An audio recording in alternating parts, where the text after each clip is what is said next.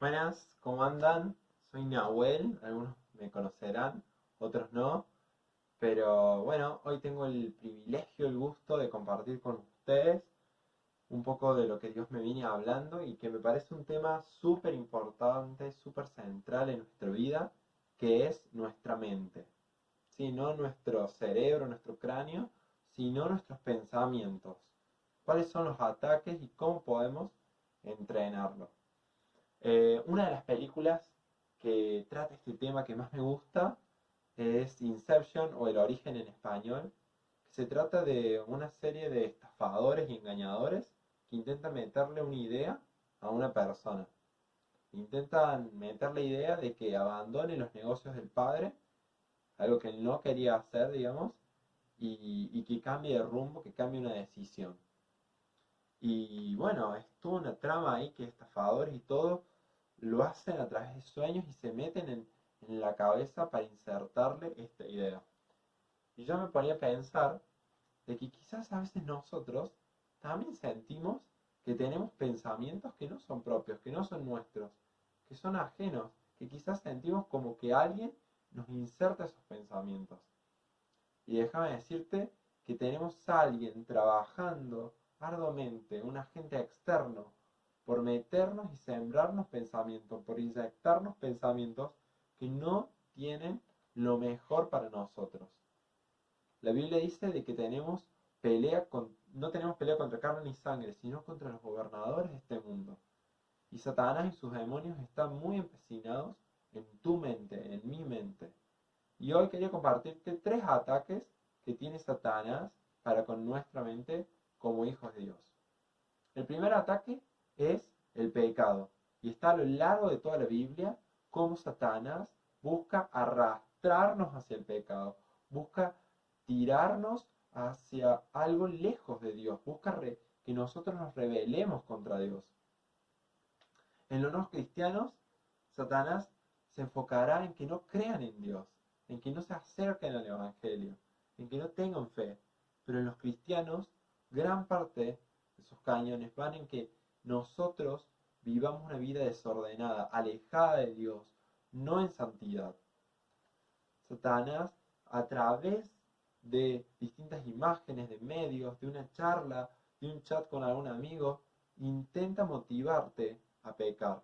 Nosotros, nuestra carne, sabemos que nos lleva hacia la tendencia a lo malo todo el tiempo.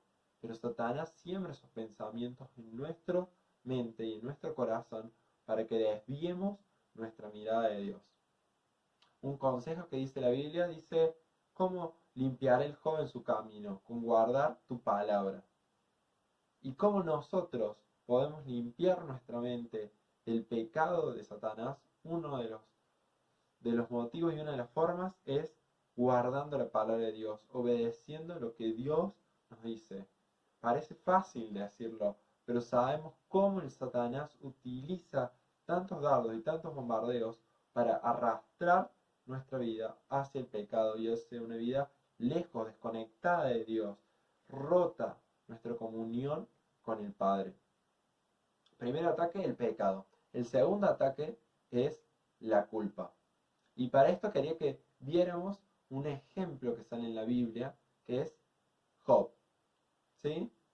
Sabemos que el diablo quería que Job se rebelara contra Dios, o sea, que pecara, que se rebelara contra Dios, que tuviera bronca contra Dios, que maldiciera a Dios. Como le dice la esposa, maldice a Dios. Eso buscaba Satanás. Y lo incita también a tener culpa. No solamente lo incita a pecar contra Dios, sino a través de la culpa de los amigos.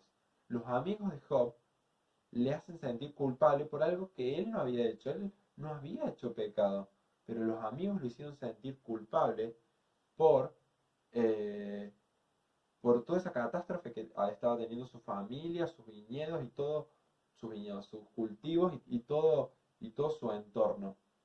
Y a veces Satanás utiliza algunos comentarios de algunas personas, algo que te dice alguien, para destruirte y hacerte sentir culpable. Y esto lo he experimentado y lo he conocido, como Hay personas, yo he escuchado personas a decir cosas tremendas después de que alguien pierde un trabajo, o que alguien se enferma, o que alguien corta con alguien, como diciendo tú, vos no estabas bien con Dios, por eso te pasó esto. Y muchas veces no tiene la razón. Muchas veces damos prejuicios, tiramos palabras que lo único que sembramos es culpa en las otras personas. Así que realmente seamos cuidadosos primero en lo que decimos y segundo, seamos astutos en saber qué pensamientos nos pone Satanás para sentirnos culpables.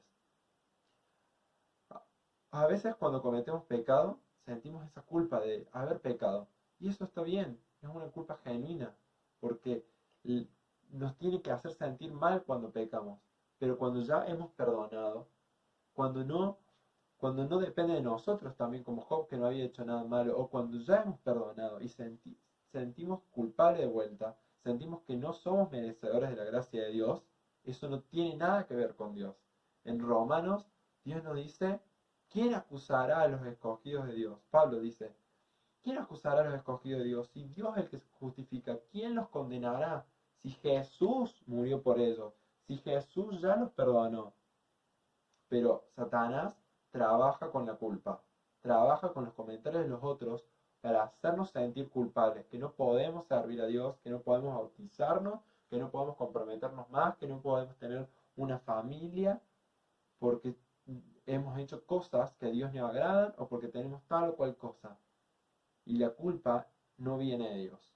Cuando nosotros ya hemos perdonado, la culpa no viene de parte de Dios y tenemos que sacarla de nuestro lado. Y por último, primero el pecado, segundo la culpa, y por último, Satanás trabaja también con nuestras emociones y con nuestras preocupaciones. ¿Sí? Acá puse desesperación y miedo. Dios no quiere que tengamos miedo, no quiere que entremos en desesperación, pero Satanás muchas veces se preocupa para hacernos preocupar. Nos llena nuestra cabeza de miedo, de terror, de desesperación. Una cosa es eh, enterarse de las cosas, estar informado y saber, conocer, tener precaución. Pero otra distinta es vivir preocupado. Si conozco y, y me da temor decir, ¿cómo puede ser que tantos cristianos vivamos presos del miedo, vivamos presos de las preocupaciones? ¿Cómo puede ser que cuando hay un examen en la facu o en el cole, nosotros seamos los más preocupados del curso? Cuando tenemos un Dios soberano que se ocupa de nosotros. No podemos estar todo el tiempo estresados, todo el tiempo preocupados. Es sano a veces hacerlo. Es importante preocuparnos por las cosas que son importantes, pero también tenemos que ser conscientes de que Dios es soberano, de que Dios controla las cosas. Dice la Biblia, ¿de qué se preocupa el hombre? ¿Por qué se preocupa por el comer y el vestir si las golondrinas, si las aves, Dios les da alimento todas las mañanas? Si las flores Dios las cuida, ¿por qué nos preocupamos? Y nos preocupamos de más. De verdad es importante ocuparse y preocuparse de algunas cosas, pero no vivir como cristianos presos de la preocupación, presos del miedo, presos de la desesperación, porque no estamos confiando en el Dios todopoderoso y soberano que tenemos. Y eso es el tercer ataque que yo identifico de Satanás. Satanás también trabaja en nuestras emociones y nuestras preocupaciones, intenta meter ideas en nuestra cabeza que quizás muchas veces no son ciertas, muchos de nuestros miedos no están justificados, no tienen algo real, son sus suposiciones de algo que puede pasar. Pero Satanás trabaja y trabaja en eso. Quería dejarte estos 3 puntos, ¿sí? Quizás hay muchos más, pero yo identifico en cómo Satanás trabaja en estos 3 puntos. En el pecado, en la culpa y en el miedo, en la desesperación. También lo trabajó con Lot, al miedo y la desesperación. Que esa tristeza, que esa desesperación por todo lo que estaba viviendo, lo iba a hacer rebelarse contra Dios. Sin embargo, Job dice lo siguiente: Luego de todo, luego de todo lo sucedido, antes que Dios lo bendijera y lo restaurara, Dios dice, yo conozco que todo lo puedes y que no hay pensamiento que se esconda de ti. Él sabía que Dios conocía su mente, que Dios conocía cada uno de sus pensamientos. Y ahí es donde dice más adelante, de oídas te había oído, mas ahora tus ojos te ven. ¿Sí? Job tuvo una prueba puntual muy fuerte, ataques de Satanás, y él se mantuvo firme. ¿Cuántas veces nosotros somos arrastrados por el pecado o vivimos presos de la culpa, de la desesperación y del temor? Te quería dejar para finalizar rápidamente algunas cosas que a mí me han servido para realmente llenar mi mente de otras cosas. Uno es la oración, tan fundamental, tan básica, pero a veces la tomamos como si fuera ese rato de pedirle cosas a Dios, cuando realmente la oración es ese tiempo en donde tenemos que dejar de lado nuestra voluntad. La oración no es que Dios haga nuestra voluntad, sino es Dios trabajando en nuestra vida. La oración se parece mucho más a un taller de un maestro trabajando con su obra de arte. Y eso es la oración. Dios está trabajando en nosotros, está forjando en nosotros, trabajando en nuestra mente, trabajando en nuestros pensamientos. Después, otra cosa que podés hacer es memorizar la Biblia. Yo la verdad, esto lo tenía un poco olvidado. Siempre leer, estudiar la Biblia es importante, llenarnos de la palabra, como decía el Salmo. Pero realmente memorizar, llenarnos de la palabra de Dios. Te animo a que te desafíes con alguien a memorizar, con un amigo, con una amiga. Decir, che, memoricemos estos versículos, porque llenarnos de la palabra de Dios nos va a hacer estar firmes en momentos donde el Satanás nos ataca y nos hace llenar nuestra mente. Y por último, la pasión. La pasión por el reino. No solamente oración, no solamente Biblia, sino la pasión por los perdidos te va a llenar tu mente y tu corazón. Hay una canción de Santiago Benavides que dice, es una oración a los niños y dice que tengan, que se desvelen pensando en tu reino. Y yo me preguntaba, ¿hace cuánto que no te desvelás, que no pasás la noche pensando en el reino de Dios? Pensando en el ministerio que estás o que querés estar. Yo te aseguro que los líderes, tus líderes guiados, se han pasado noches o tardes pensando en qué manera impactar tu vida, de qué manera vos podés acercarte más a Dios, podés acercarte con tus otros amigos cristianos, de qué manera pueden formar un grupo más unido que crezca en Dios. Seguramente han pasado horas pensando, noches diciendo cómo podemos hacer.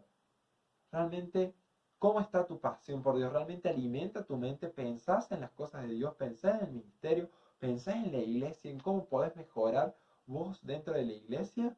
¿En qué podés hacer en este tiempo? ¿Eso te desvela? ¿O lo único que te desvela son malos pensamientos a la noche? Realmente, ¿qué estamos metiendo en nuestra cabeza? Y esto es lo último que quiero terminar. Quizás no solamente tenés que meter oración, meter Biblia y meter pasión por las cosas de Dios, sino también tenés que cortar. Y eso es algo que vos tenés que saber, que yo no te puedo decir. Vos sabés qué páginas, qué videos o qué amistades tenés que dejarle menos importancia. Vos sabés qué cosas tenés que cortar para dejar de alimentar cuestiones de tu mente que te dañan y que no tienen nada que ver con una eternidad cercana a Dios. Realmente este tiempo he estado pensando en esto de la mente, por ahí al no relacionarnos tantos con otras personas y estar más solos, me he puesto a pensar en cómo a veces nuestros pensamientos influyen en nuestro día, influyen en nuestro humor, influyen en cómo nos relacionamos con nuestros